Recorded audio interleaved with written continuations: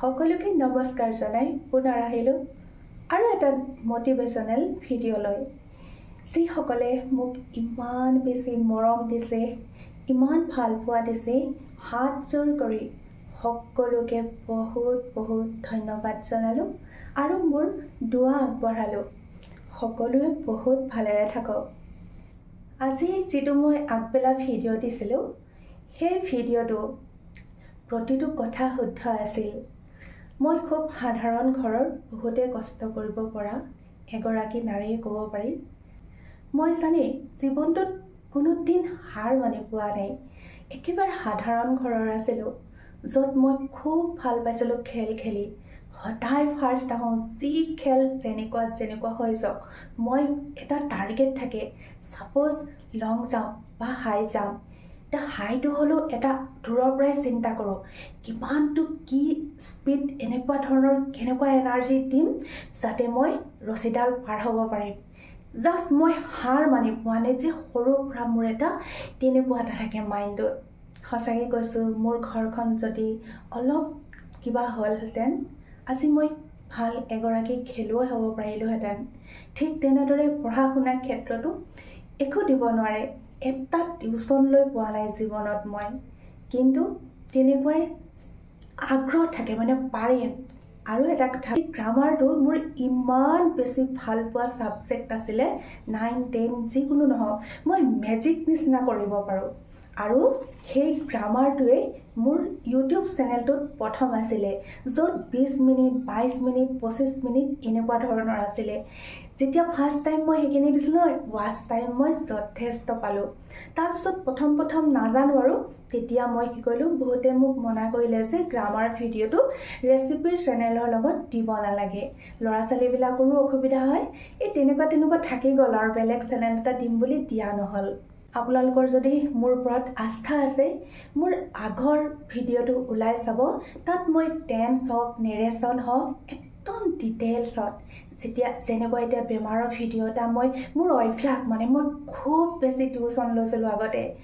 খুব সাধাৰণ ঘৰৰ প্ৰতিটো বস্তু মই নিজে কম্প্ৰমাইজ মই কৰিম, মোৰ আব্বাই দিব পৰা ক্ষমতা নাছিল।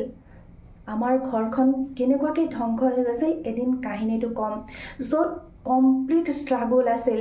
মেট্ৰিক দি উঠিয়েই মই কি কৰিছিলোঁ, টিউশ্যন তেতিয়াৰ পৰা যি আৰম্ভ কৰিছিলোঁ 50 টকাৰ পৰা, তাৰপিছত গ্ৰুপ বাই গ্ৰুপ এনেকুৱা ধৰণৰ 200 টকীয়া গ্ৰুপ মোৰ। এইখিনি এক্সট্ৰা কথা এইটো কাৰণেই কৈ আছোঁ যে চাওক, যিসকল ইউটিউবত আহিছে কিছুমানে ইমান কম ভিউজ পায়, মোৰ বৰ বেয়া লাগে। সেইসকলৰ কাৰণে ভাবিলোঁ এটা ভিডিঅ' মোৰ এইখিনি সেইটো কাৰণেই দেখুওৱা নাই, এইটোৱেই দেখাইছোঁ যে চাওক যে ইউটিউবটো এনেকুৱা নহয় আপুনি ফটকেনে পইচা পাই যাম বুলি ভাবি ল'ব নালাগে। 2023 চনৰ ফেব্ৰুৱাৰী 27 তাৰিখে খুলিছিলোঁ। মই যিখিনি বুজিলোঁ, মই যিমানবোৰ ষ্ট্ৰাগল কৰিছিলোঁ সৰুৰে পৰা নহয়, মই এইটোৰ নিচিনা ঝামালা কাম একোৱে দেখা নাই। সেইকাৰণে ভাবিলোঁ আপোনালোকক অলপমান ইনফৰমেশ্যন দিম।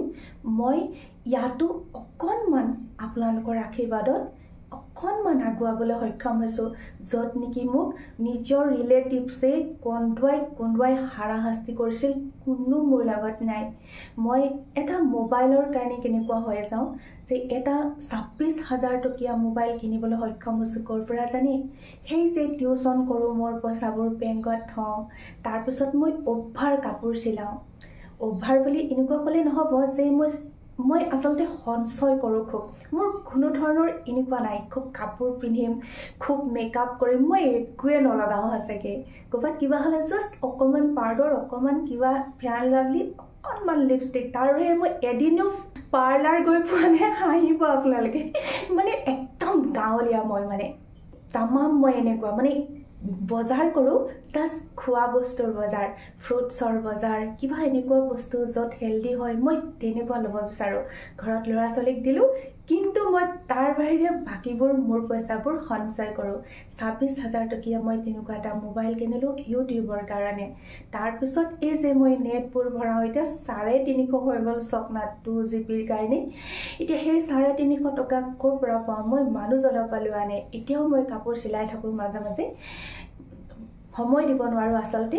সেই পইচাৰে মই নেট ভৰাওঁ সেইকাৰণে মই তামাম ভিডিঅ' দিওঁ কষ্ট কৰি কিয় জানে নেটটো অথলে যাবলৈ দিব নিবিচাৰোঁ কিমান কষ্ট কৰোঁ নহয় আপোনালোকে কল্পনা কৰিব নোৱাৰিব মই আজি কিমান দিন হ'ল খুব প্ৰয়োজন নহ'লে নহয় মানুহৰ ঘৰ ক'তোৱে নাযাওঁ এঘণ্টাৰ কাৰণে নাযাওঁ এনেই মই বহিয়ে পোৱা নাই কোনোবা দিন যে চকী এখন লৈ মানুহ যে বহে কাষৰ ঘৰটো কিবা এটা অকেজনেলি নহ'লে মই ক'তোৱে নাযাওঁ মানে এনেকুৱা জাষ্ট ঘৰৰ কাম আৰু মই এইবিলাকত বুজে এনি টাইম মোৰ মগজুত প্লেনিং বনি থাকে এতিয়া যিবিলাক মই ডক্টৰী কিবা আয়ুৰ্বেদৰ জ্ঞান দিবলৈ সক্ষম হৈছোঁ মই ৰাতি ষ্টাডি কৰোঁ যাতে মোৰ পৰা ইমানকণ ভুল হ'ব নালাগে যাতে কাৰো হানি হ'ব নালাগে এদিন টেঙা আম বিক্ৰী কৰিলে আপুনি সদায় সেইটো ঠগ খাব লাগিব নহয়নে এটা বেয়া ইমেজ আনিব নিবিচাৰোঁ কিয়নো মই মানুহৰ হৃদয়ত থাকিব বিচাৰোঁ কমপ্লিটলি যাতে এটা শুদ্ধ হয় তাৰ প্ৰতি গুৰুত্ব দিওঁ যিটো হয়তো মানুহে মোক ভাল পাইছে যে মই ভাবি হাইৰাণ হৈছোঁ এনেকুৱা মই কি কৰিলোঁ এটা ভিডিঅ'ত ভাবকচোন 1,500 ছাবস্ক্ৰাইব আপুনি এটা ভিডিঅ'ত নহয় মোৰ ভিডিঅ' শ্বেয়াৰ কৰক মোক ছাবস্ক্ৰাইব কৰক এইখন বকি থাকিব নালাগে আপোনাক অন্তৰেৰে ভাল পালে আপোনাৰ ভিডিঅ' যদি ভাল পায় আপোনাক অট'মেটিকলি ছাবস্ক্ৰাইব কৰিব সেইটোৱে কৰক যিসকলে ভিডিঅ' বনাই আছে আপোনালোকৰ মৰম আশীৰ্বাদত মোৰ কেতিয়াবাতে আহিলে গুগল এডচেন্স মই দেখুওৱা নাছিলোঁ ইমান বেছি মই সুখীও হৈ নাযাওঁ ফটককেনে কিবা এটা পাই পেলাই কিন্তু মই আৰু কিবা হ'ব বিচাৰোঁ এনেকুৱা হ'ব বিচাৰোঁ সকলোৱে মোক ভাল পাওক আঞ্জুমাক ভাল পাওক সকলোৰে হৃদয়ত থাকিব বিচাৰোঁ এদিন মৰি যাম সকলোৱে যাতে মোৰ কাৰণে অকণমান চকু পানী তোলক ভিডিঅ'টো বহুত দীঘলীয়া হৈ যায়